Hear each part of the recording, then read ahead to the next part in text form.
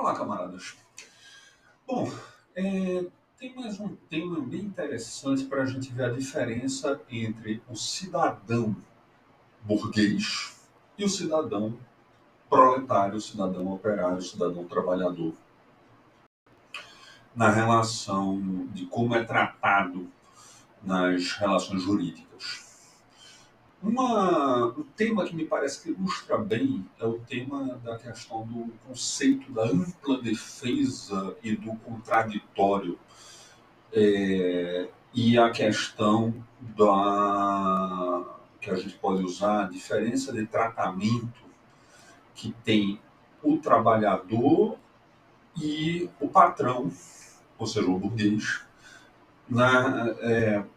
diante do judiciário. No outro vídeo, a gente já abordou o tema da diferença da cobrança de juros, quando o trabalhador é devedor e quando o patrão que é devedor. Então, ou seja, se o trabalhador, enquanto consumidor, está devendo para uma empresa, ele vai pagar os juros, e se o patrão que está com salário, atrasando o salário, ou deixa de pagar alguma verba que é direito do trabalhador, ele vai ter outro tipo de juros. Agora, tem uma diferença muito interessante e que me parece que ilustra bem é a diferença quando o trabalhador está devendo enquanto ele é consumidor, ou seja, porque o trabalhador e o consumidor basicamente, a grosso modo, são a mesma coisa, porque a ampla massa dos consumidores é da classe trabalhadora, porque a ampla massa da população é da classe trabalhadora.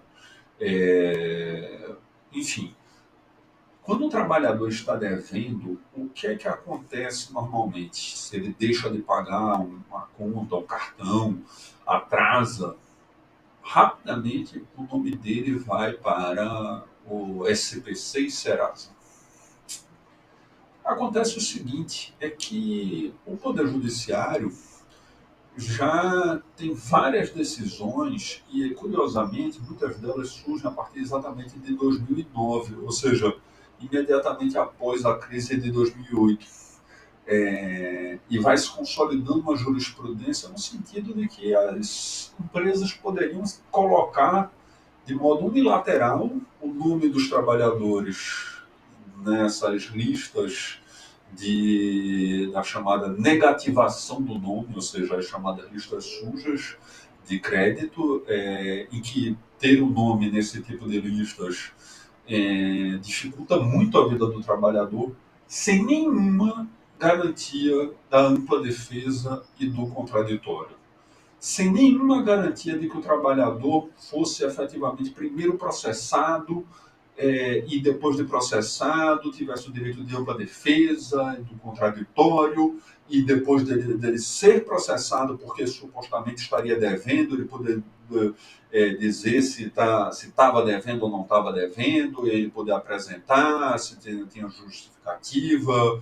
Por exemplo, se ele tentou cancelar um serviço de telefonia ou coisa do tipo, e aí fica sendo encaminhado para aquelas infinitas caixas de atendimentos automáticos, às vezes nem sequer consegue falar com gente, quando fala as pessoas já, enfim, não que seja uma culpa, obviamente, dos próprios trabalhadores também do telemarketing, enfim, que estão lá fazendo o seu trabalho, que as pessoas simplesmente não conseguem cancelar o serviço, então ele deixa de pagar para poder tentar cancelar o serviço, porque foi negado acesso, mas não é um ônus da empresa que fornece o serviço provar que a pessoa estava devendo, que ela usufruiu do serviço, que ela fez tal coisa. Ou qualquer outra situação de uma questão de um produto, de um consumo, que o produto às vezes vem com defeito e tal. Então não é. As empresas não se dão ao trabalho de ter que provar nada, elas simplesmente colocam o nome do trabalhador no SPC, Serasa. Me parece que, assim, por outro lado, seria entendido como um absurdo se tivéssemos um equivalente a um SPC, um Serasa, dos trabalhadores. Ou seja, chega o trabalhador, faz uma queixa no sindicato, e que eu acho que seria muito justo, e o sindicato negativa essa empresa e vai bloquear, e vai bloquear os bens da empresa, bloquear o acesso da empresa.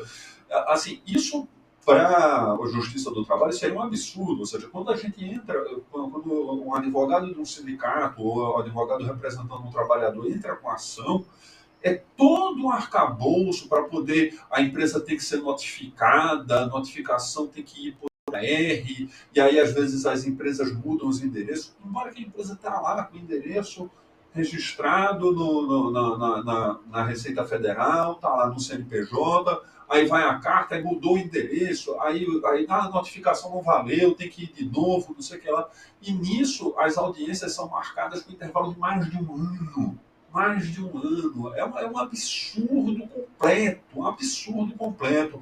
Isso, obviamente, não estou dizendo que é má vontade dos juízes. Não, às vezes os juízes de fato estão assoberbados com dezenas e centenas de casos todo mês, tendo que julgar vários casos. Mas isso faz parte da estrutura para que não funcione. Entendeu? Faz parte da estrutura, porque é montado uma engrenagem no Brasil para que isso não funcione.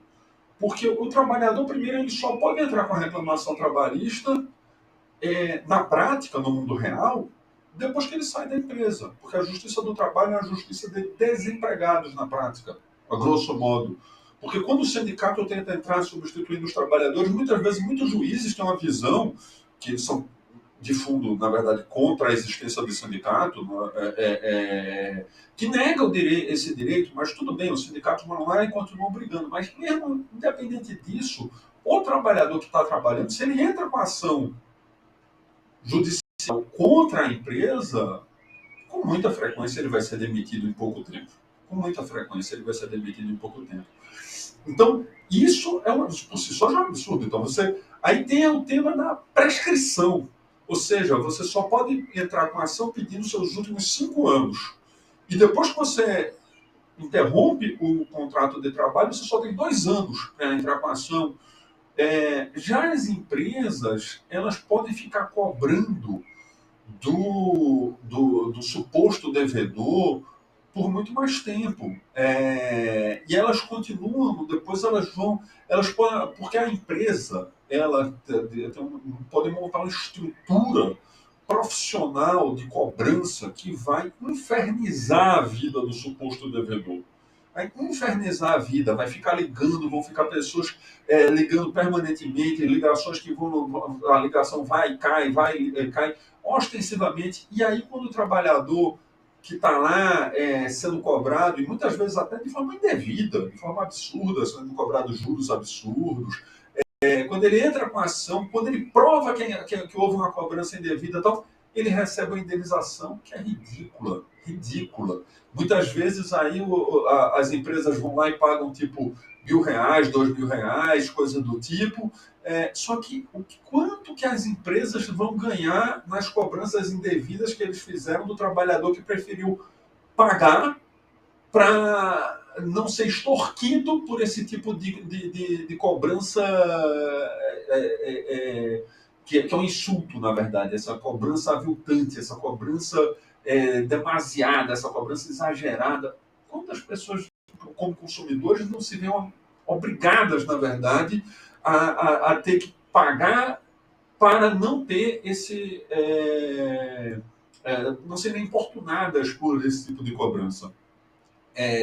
Então, muitas vezes, o trabalhador na condição de consumidor, ele se vê numa situação em que é absolutamente impossível cogitarmos o inverso. Ou seja, seria possível um multimilionário, dono de milhões de empresas, dono de, sei lá, fábricas de cervejas, empresas lojas, grandes lojas de magazine, e de repente, se essas lojas falirem, o que é que vai acontecer com ele? Não, a falência, na verdade, é um bom negócio para a burguesia no Brasil. É um bom negócio. Porque a burguesia o burguês, individualmente, tem os seus bens preservados pela falência. O burguês, ele não paga pela falência das empresas. Se fosse para ter o mínimo de coerência lógica entre a estrutura do judiciário e a questão do suposto fim social da propriedade privada. A mínima coerência lógica seria, se o burguês falir uma empresa, ele não tem mais condição de ser dono da empresa por pelo menos um bom tempo, pelo menos uma temporada aí, passa uns 10, 15 anos aí até poder ter condição de ser dono de qualquer outra coisa, de ser dono de uma bodega, ser dono de qualquer coisa. Não, se levou a empresa à falência, e aí o que é que acontece? Na prática, aí os trabalhadores se veem obrigados a entrar com ações judiciais, a ação tem uma morosidade terrível no Poder Judiciário, na Justiça do Trabalho. Aí só depois que transita em julgado na Justiça do Trabalho ele vai poder se habilitar nos créditos depois de uma massa falida que já não vai ter mais nada. E que os acionistas já levaram todo o dinheiro. Todo o dinheiro.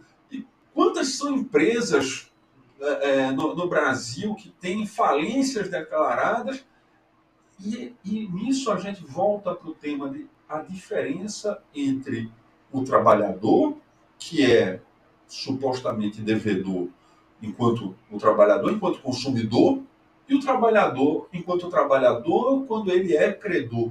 Então, a forma de diferença que o Poder Judiciário trata o trabalhador nestes dois papéis, ele na sua condição de trabalhador e ele na sua condição de consumidor, ou seja, a relação entre a burguesia e o consumidor é uma relação que a burguesia está cobrando. E aí a burguesia pode fazer qualquer coisa, não precisa de ampla defesa, por contraditório, devido ao processo legal, não precisa de nada. Não precisa de nada. A burguesia pode fazer qualquer coisa.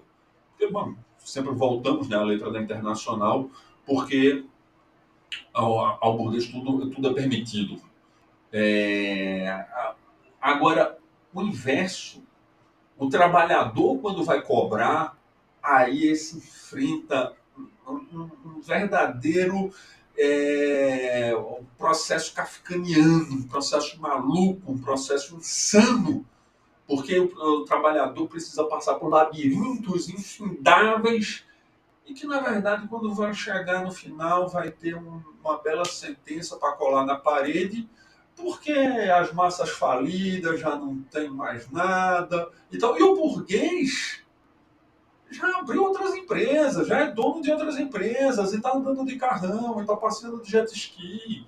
O Donald Trump é um exemplo de um burguês desse tipo que já faliu. O Donald Trump nos Estados Unidos, um indivíduo pode falir, ele já faliu 5 vezes, mas ele é milionário e tal, não sei o que. É um exemplo desse tipo de burguês. Então, é isso que é um questionamento que precisa ser feito, em que a classe trabalhadora precisa entender que o poder judiciário não trata de forma igual o trabalhador e o burguês.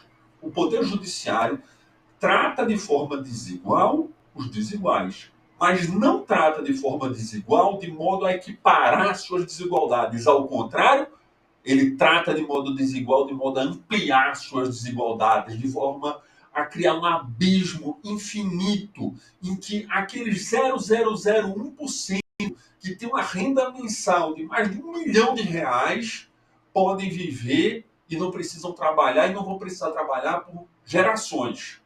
Agora, a amplíssima maioria vai seguir vivendo em condições extremamente difíceis.